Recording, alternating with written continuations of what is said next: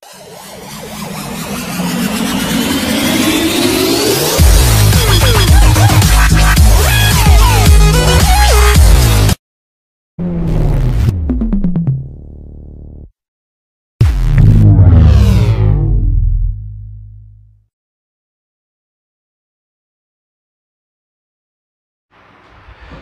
Students, welcome back. मैं हूं पीके निराला। आज आप लोग के समीप क्लास 12th के 100 मार्क्स इंग्लिश के प्रोज सेक्शन का पहला चैप्टर लेकर आया हूं, जिसका नाम है इंडियन सिविलाइजेशन एंड कल्चर।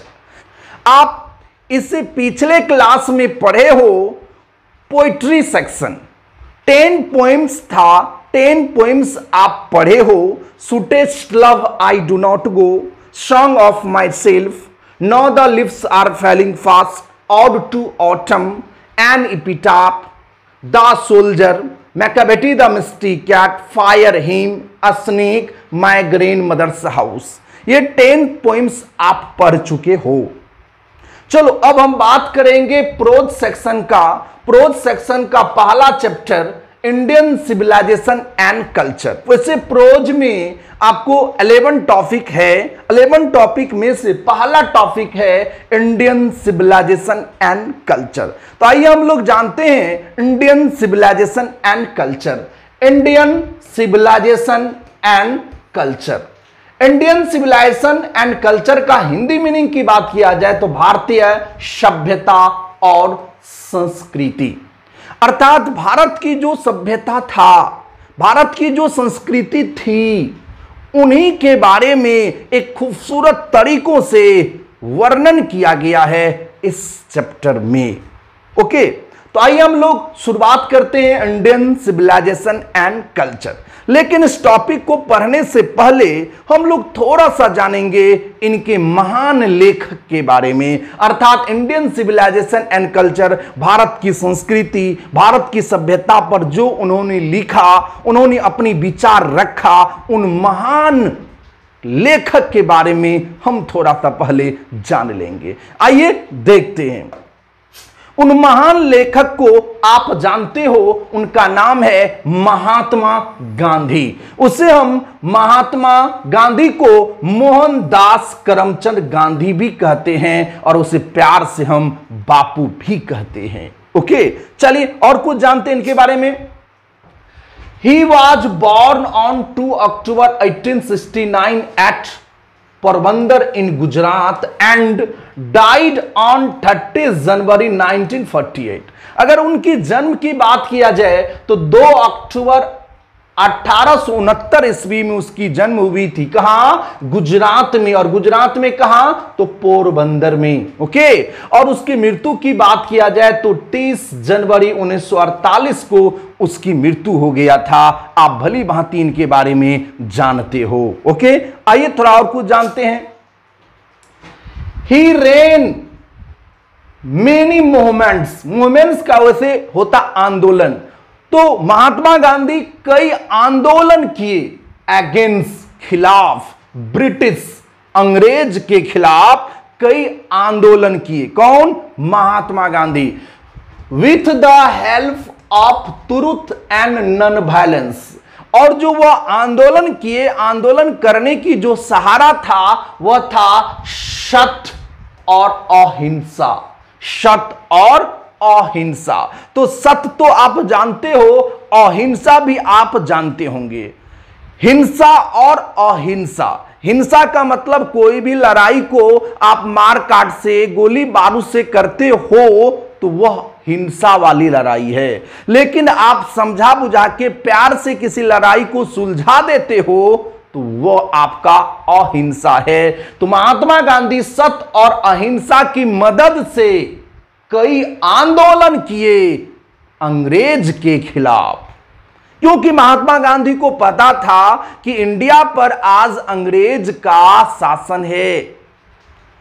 आज अंग्रेज बहुत शक्तिशाली है और उनके पास युद्ध करने के लिए, हमें पराजित करने के लिए बहुत सारे यंत्र है, उनके पास बहुत सारे साधन है। हम यंत्र से हम मार काट से, गोलीबार से हम अंग्रेज को नहीं भगा सकते, क्योंकि उनके पास तो यह सारे चीज है, हमारे पास इनकी कमी है। तो उसे हम प्यार से ही, सच्चाई से ही और हिंसा से ही उसे हम भगा सकते हैं। इसलिए महात्मा गांधी कई आंदोलन किए अंग्रेजों के खिलाफ सत्य और अहिंसा की मदद से। ओके, आइए आगे बढ़ते हैं। Mahatma Gandhi was a spiritual leader. Spiritual का मतलब होता है आध्यात्मिक, लीडर का मतलब आप जानते हो नेता। महात्मा गांधी जो थे वह एक आध्यात्मिक नेता थे, देन ए पॉलिटिशियन। पॉलिटिशियन का मतलब होता है राजनेता। देन यहां तुलना करने के लिए आया है, तो कहने की मतलब है महात्मा गांधी एक धार्मिक नेता थे, राजनेता की अपेक्षा महात्मा गांधी एक स्पिरिचुअल लीडर थे। स्पिरिचुअल लीडर, एक आध्यात्मिक नेता थे। कौन? महात्मा गांधी। महात्मा गांधी की अगर बात किया जाए कि वह राजनेता थे या आध्यात्मिक नेता थे, तो कहा जाता है राजनेता से अपेक्षा वह एक धार्मिक नेता थे। कौन? महात्मा गांधी। ध्यान रखिएगा ऑब्जेक्टिव क्वेश्चन में, स्पिरिचुअल लीडर महात्मा गांधी क्या थे? एक स्पिरिचुअल लीडर। किससे? पॉलिटिशियन से। ओके, आइए अगला पॉइंट देखते हैं। My experiments with truth is the autobiography of Mahatma Gandhi. कहता माय एक्सपेरिमेंट्स विथ ट्रूथ, ये एक बुक का नाम है। क्या है? ये एक बुक का नाम है, माय एक्सपेरिमेंट्स विथ ट्रूथ। ये महात्मा गांधी के बुक का नाम है, इज द ऑटोबायोग्राफी। ये ऑटोबायोग्राफी है महात्मा गांधी का। महात्मा गांधी की ऑटोबायोग्राफी क्या नाम है? My experiments with truth. पहले ऑटोबायोग्राफी को समझ लो। बायोग्राफी का मतलब होता है जीवनी, बायोग्राफी का मतलब जीवनी होता है, और ऑटोबायोग्राफी का मतलब होता है खुद का जीवनी। अगर कोई लिखने वाला अपना जीवनी अगर स्वयं लिखता है तो वह ऑटोबायोग्राफी होता। ओके, लेकिन मैं अगर किसी दूसरे व्यक्ति का जीवनी लिखता हूं तो वह बायोग्राफी है, लेकिन मैं अपनी जीवनी में अगर मैं स्वयं लिखता हूं तो वह ऑटोबायोग्राफी है। तो महात्मा गांधी ने अपनी जीवन के बारे में वह स्वयं लिखे थे और उस बुक का नाम दिया था माय एक्सपेरिमेंट्स विथ ट्रूथ। इसलिए ध्यान रखिएगा महात्मा गांधी की ऑटोबायोग्राफी का क्या नाम है? तो my experiments with truth. Okay, और देखिए एंड द न्यूमरियस आर्टिकल्स, अनेक प्रकार की निबंध जो है डेट जो ही रोट, उन्होंने लिखे फॉर यंग इंडिया, युवा इंडिया बनाने के लिए महात्मा गांधी ने बहुत सारे निबंध लिखे। तो कहने की मतलब यह हुआ महात्मा गांधी ने बहुत सारे ऐसे निबंध लिखे ताकि हमारी भारत जो है फिर से यंग इंडिया बन पाए, और वह आर्टिकल्स हमारे इंडिया के जो युवा तक पहुंचे और युवा उसे पढ़े और उसके अंदर एक अलग एनर्जी आए और वह अंग्रेज से लड़ने में उसे काफी मोटिवेट हो। उस तरह से महात्मा गांधी कई तरह का निबंध लिखते थे। कौन? महात्मा गांधी। आइए आगे बढ़ते हैं। Let's start. अब हम लोग शुरुआत करेंगे इंडियन सिविलाइजेशन एंड कल्चर। और मेरे प्यारे बच्चों कोस्ट में देखो समरी दिया हुआ है। इंडियन सिविलाइजेशन एंड कल्चर का जो आपका टॉपिक है उनमें थोड़ा सा हम शॉर्ट किए, थोड़ा सा, ज्यादा नहीं, थोड़ा सा। सारे पॉइंट की चर्चा है, ओके, लेकिन थोड़ा सा शॉर्ट उसको किए हैं। इसलिए किए हैं कि आपको समरी भी 12th में पूछता है और इन टॉपिक से आपको सब्जेक्टिव क्वेश्चन भी और ऑब्जेक्टिव क्वेश्चन भी पूछता है। तो मेरे प्यारे बच्चों अगर आप ध्यान से सुनोगे तो समरी भी हो जाएगा, इनको पढ़ोगे तो ऑब्जेक्टिव भी सारे बन जाएगा और शॉर्ट क्वेश्चन, लॉन्ग क्वेश्चन भी बन जाएगा। ओके, इसलिए ध्यान से सुनना है। शुरुआत करें, चलो गुड। पहला पॉइंट है Indian civilization and culture is a beautiful essay. Indian civilization and culture जो है एक सुंदर क्या है? ऐसा है, निबंध है। पहले ऐसा समझते हो ना, तो इंडियन सिविलाइजेशन एंड कल्चर एक सुंदर निबंध है। मेरे प्यारे बच्चों ध्यान रखना, पूछता है कि इंडियन सिविलाइजेशन एंड कल्चर क्या है। ऑप्शन ए पोइम है, ऑप्शन बी शॉर्ट स्टोरी है, ऑप्शन सी ऐसे है, option D none of these है। तो क्या टिक लगाओगे मेरे प्यारे बच्चों? ऐसा है। तो याद रखिएगा, Indian civilization and culture is a beautiful essay, यह एक निबंध है। तो आपको रिमेंबर रखना है, इंडियन सिविलाइजेशन एंड कल्चर एक निबंध है। ओके, चलिए अगला पॉइंट की बात करें तो हेयर यहां गांधी जी प्रेजेंट्स, गांधी जी प्रस्तुत करते हैं। मतलब इंडियन सिविलाइजेशन एंड कल्चर का जो टॉपिक है, इस टॉपिक में गांधी जी प्रस्तुत करते हैं the importance of Indian civilization and culture.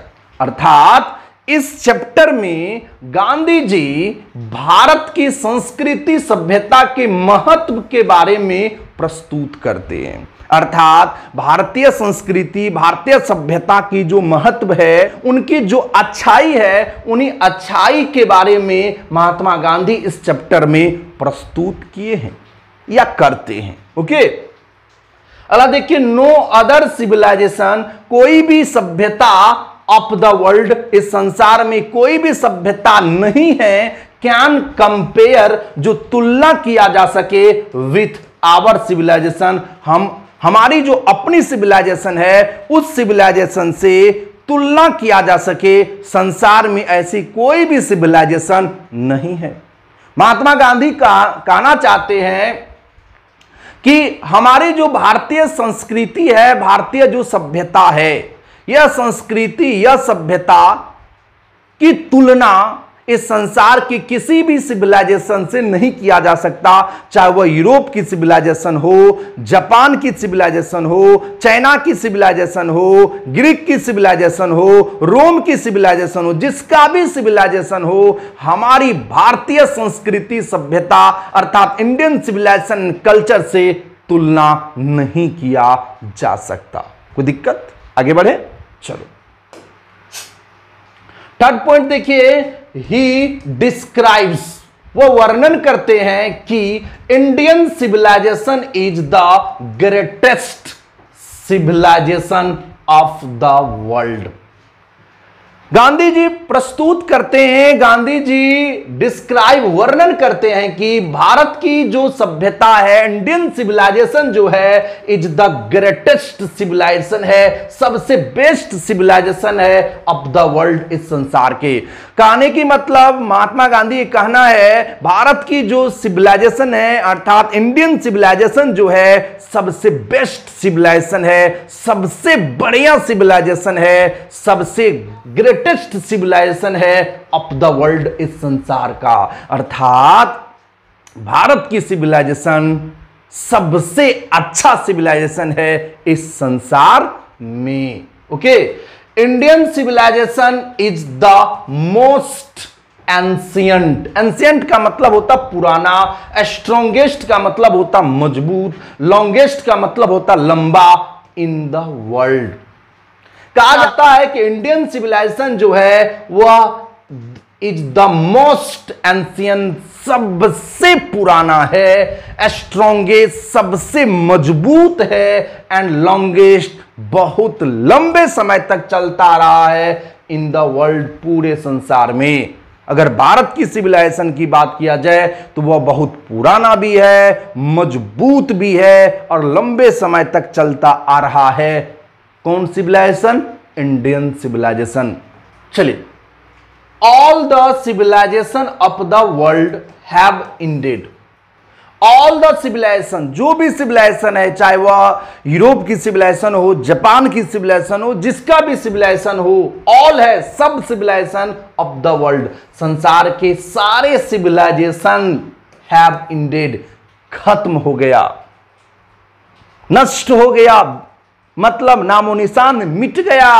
या कुछ ऐसे सिविलाइजेशन है बिकेम वेस्टर्नाइज्ड, या तो वह वेस्टर्नाइज्ड हो गया, पश्चिमी सभ्यता में बदल गया, यूरोप की सिविलाइजेशन, अर्थात वेस्टर्नाइज्ड का मतलब यूरोप की सिविलाइजेशन में बदल गया। यूरोप का नाम सुने होंगे, 7 महादेश में से यूरोप भी एक है, तो यूरोप की सिविलाइजेशन में बदल गया। महात्मा गांधी का कहना है कि भारत की सिविलाइजेशन जो है वह सिविलाइजेशन बहुत पुराना है, बहुत मजबूत भी है और लंबे समय तक चलता आ रहा है। ओके, लेकिन संसार में जितने भी सिविलाइजेशन आया, चाहे यूरोप हो, जापान हो, ग्रीक हो, जो भी सिविलाइजेशन हो, वह या तो हैव बीन डेड, खत्म हो गई, या कुछ ऐसे सिविलाइजेशन जो है वेस्टर्नाइज्ड हो गया, यूरोप की सिविलाइजेशन में बदल गया। लेकिन भारत की सिविलाइजेशन में आज तक कोई चेंजिंग नहीं हुई है। कौन कह रहे हैं? महात्मा गांधी। आइए आगे बढ़ते हैं। इट मीन्स रोम वेंट, रोम चला गया, रोम की सिविलाइजेशन खत्म हो गया। Greeks shared the same fact, Greeks के साथ भी वही हाल हुआ, वो भी खत्म हो गया। The might of the Feroz was broken, और फेरो का भी बल टूट गया, फेरो का भी बल टूट गया। फेरोज कौन है भाई? तो Feroz was the rulers of Egypt, Egypt के शासक थे। कौन? फेरो। इजिप्ट के एक मजबूत शासक थे और उनका भी बल टूट गया। जापान हैज बिकम वेस्टर्नाइज्ड, और जापान जो है, जापान की जो सिविलाइजेशन है वो वेस्टर्न यूरोप की सिविलाइजेशन में बदल गया।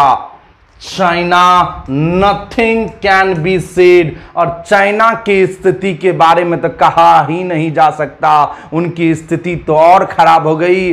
But our civilization has not changed, परंतु हमारी जो सिविलाइजेशन है, हमारी जो संस्कृति है, यह चेंज नहीं हुआ है। मेरे प्यारे बच्चों, आपने देख लिए कि रोम भी चला गया, ग्रीस का भी बुरी हालत हुई, फेरोज का भी बल टूट गया, जापान वेस्टर्न सिविलाइजेशन में बदल गया, चाइना के बारे में कुछ कहा नहीं जा सकता है। लेकिन हमारी जो सिविलाइजेशन है उनमें अभी तक कुछ भी बदलाव नहीं हुआ है। The people of Europe learn their lesson from the writings of the man of Greek और रोम।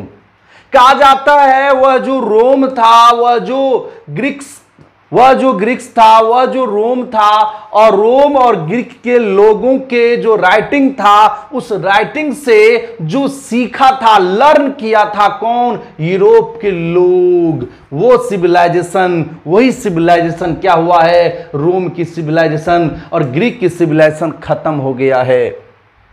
जो इतनी जो है एक प्रभावशाली सिविलाइजेशन था, वो आज मिट गया है, वह खत्म हो गया है। अर्थात भारत की सिविलाइजेशन में आज तक कोई बदलाव, कोई चेंजिंग नहीं हुई है। चलिए आगे देखते हैं।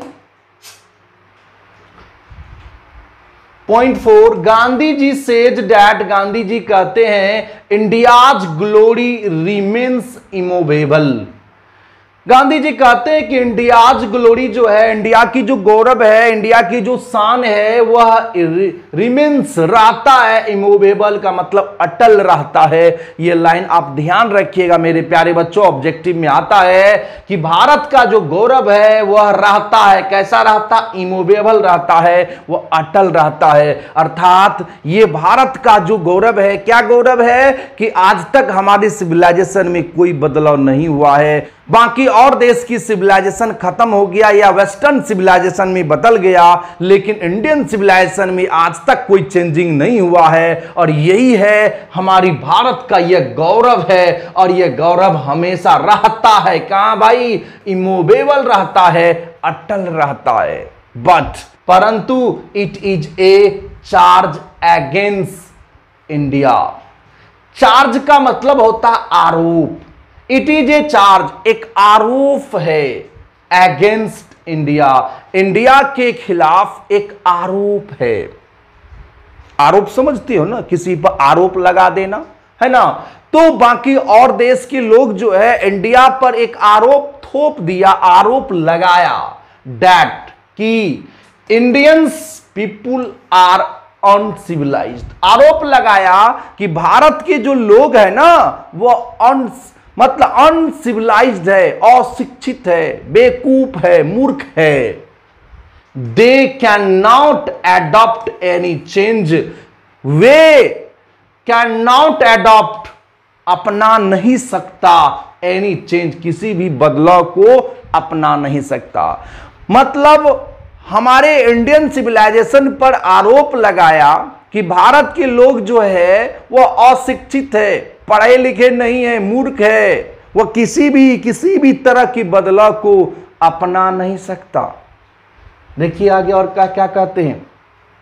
ही सेज, महात्मा गांधी कहते हैं दैट कि it is a charge, Mahatma Gandhi कहते हैं कि ये आरोप जो है ये अगेंस्ट आवर मेरिट, ये हमारी मेरिट के खिलाफ है, ये हमारे मेरिट के अनुकूल नहीं है। जो हम पर जो ये आरोप लगाया, ये आरोप सरासर गलत है। ओके, बट परंतु वी नीड नॉट चेंज, परंतु हमें बदलने की जरूरत नहीं है। कौन कह रहे हैं?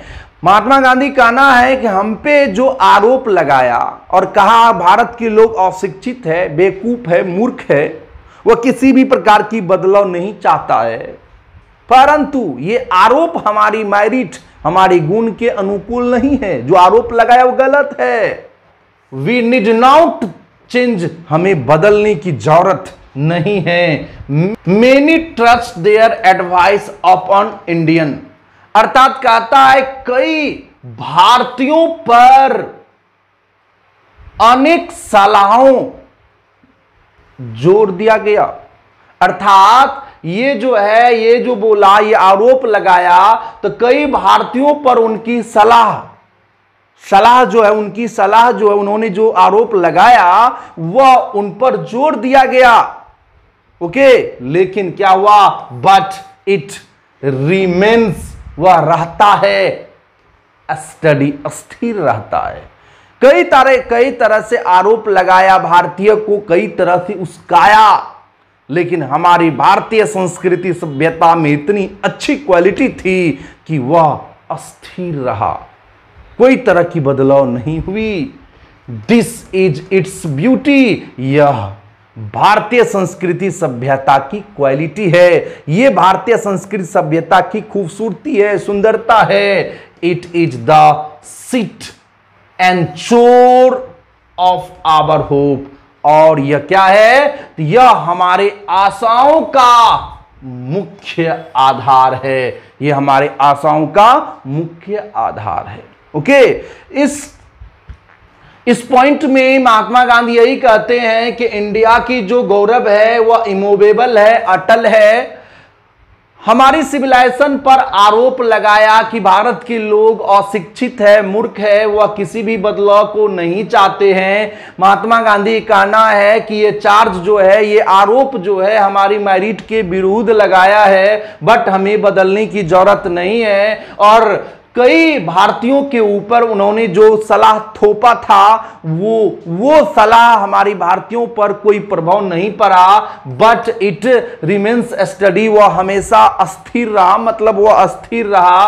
और दिस इज इट्स ब्यूटी, यही खूबसूरती है, यही अच्छाई है इंडियन सिविलाइजेशन का। It is the sit and चोर ऑफ आवर होप, और यही हमारी आशाओं का मुख्य आधार है।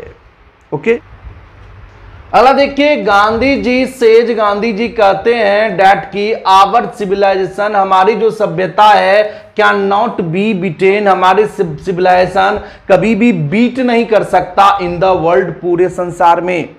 गांधी जी का मानना है कि हमारे जो सिविलाइजेशन है ये कभी भी बीट नहीं कर सकता, कभी भी पराजित नहीं हो सकता, कभी भी खत्म नहीं हो सकता।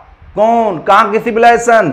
Indian civilization. महात्मा गांधी का कहना है कि इंडियन सिविलाइजेशन जो है कभी भी खत्म नहीं होगा, कभी भी बीट नहीं हो सकता पूरे संसार में। बिकॉज, क्यों भाई, क्यों नहीं हो सकता? कि वी आर फॉलोइंग, हम लोग फॉलो कर रहे हैं the path that our ancestors made for us, क्योंकि हम लोग उस मार्ग को फॉलो कर रहे हैं, उस पाथ को फॉलो कर रहे हैं जो पाथ ने, जो मार्ग ने हमारे पूर्वजों ने जो बनाया था फॉर अस, हम लोग के लिए जो मार्ग तैयार किए थे उसी मार्ग पर हम लोग चल रहे हैं। अर्थात हमारी पूर्वजों ने जो मार्ग तैयार किया था उसी मार्ग पर हम लोग चल रहे हैं। इसलिए हमारी सिविलाइजेशन, इंडियन सिविलाइजेशन कभी भी बीट नहीं हो सकता, कभी भी पराजित नहीं हो सकता, कभी भी खत्म नहीं हो सकता, ऐसा महात्मा गांधी का कहना है। कोई दिक्कत? चलिए आगे बढ़ते हैं। गांधी जी कहते हैं दैट की इन civilization is the mode of conduct. Gandhi ji कहते हैं कि जो सिविलाइजेशन है is the mode of conduct, आचरण का वह तरीका है विच जो गाइड्स, दिशा निर्देश देता है as the path of our duty, हमारे अपने कर्तव्यों का दिशा निर्देश देता है। कौन? सिविलाइजेशन। गांधी जी का मानना है कि हमारी जो सिविलाइजेशन है ये सिविलाइजेशन आचरणों का वह तरीका है जो हमें अपने कर्तव्यों का मार्ग दर्शाता। कौन? Indian civilization and culture. It means, कहने का मतलब द गुजराती इक्विवेलेंट्स, गुजराती भाषाओं में फॉर सिविलाइजेशन मीन, सिविलाइजेशन का मतलब हुआ गुड कंडक्ट। अर्थात गांधी जी गुजरात के थे और गुजराती भाषा में की अगर बात किया जाए तो गुजराती भाषा में इस सिविलाइजेशन का मतलब हुआ गुड कंडक्ट। गुड कंडक्ट का मतलब अच्छी आचरण। सिविलाइजेशन का हिंदी होता सभ्यता, ओके, लेकिन गुजराती भाषा में उस सिविलाइजेशन का मतलब हुआ गुड कंडक्ट, और गुड कंडक्ट का हिंदी मीनिंग होता है अच्छे संस्कार। ओके, तो याद रखिएगा ऑब्जेक्टिव क्वेश्चन में आता है Gujarati equivalent for civilization means good conduct. Okay, चल आगे बढ़े। गांधी जी कहते हैं डैट की mind is a restless world. Mind जो है एक रेस्टलेस वर्ल्ड है, एक अशांत पक्षी है। द मोर इट गेट्स, वह जितना पाता है, द मोर इट वांट्स, वह उससे अधिक प्राप्त करना चाहता है। एंड स्टिल रिमेन्स, और वह रहता है क्या? अनसेटिस्फाइड, वह हमेशा असंतुष्ट रहता है। महात्मा गांधी का ना ये जो मस्तिष्क है ये एक अशांत पक्षी है, ये शांत नहीं है, ये अशांत पक्षी है। मोर इट गेट्स, जितना वह पाता है, द मोर इट वांट्स, उससे अधिक और वह पाना चाहता है। एंड स्टिल रिमेन्स, वह हमेशा रहता है अनसेटिस्फाइड, असंतुष्ट रहता है। किसी मतलब अर्थात मनुष्य की जो मस्तिष्क है वह अशांत है, जितना दो संतुष्ट नहीं होता। अगर कोई 50,000 पर मंथली कमाता है तो वह लाख सोचता है, और जो लाख कमाता है वह 2 लाख सोचता है, जो 2 लाख कमाता है वह 5 लाख सोचता है, अर्थात संतुष्ट नहीं है। सो इसलिए वी मस्ट हैव कंट्रोल, इसलिए हमें अवश्य कंट्रोल करना चाहिए अपॉन आवर माइंड्स, हमें अपने मस्तिष्कों को अवश्य कंट्रोल करना चाहिए। एंड वी शुड नॉट इंडल, हमें नहीं बहना चाहिए इन आवर फैशन, हमें अपने भावनाओं में नहीं बहना चाहिए। ओके, 7 पॉइंट तक हम लोग पढ़े। 7 पॉइंट के बाद हम लोग अगले क्लास में, अगले वीडियो में पढ़ेंगे। चूंकि वीडियो लंबा हो जाएगा इसलिए अगले पॉइंट जो है हम 8 से अगले क्लास में पढ़ेंगे। ओके, आप इस चैप्टर को बढ़िया से सुनेंगे, समझेंगे।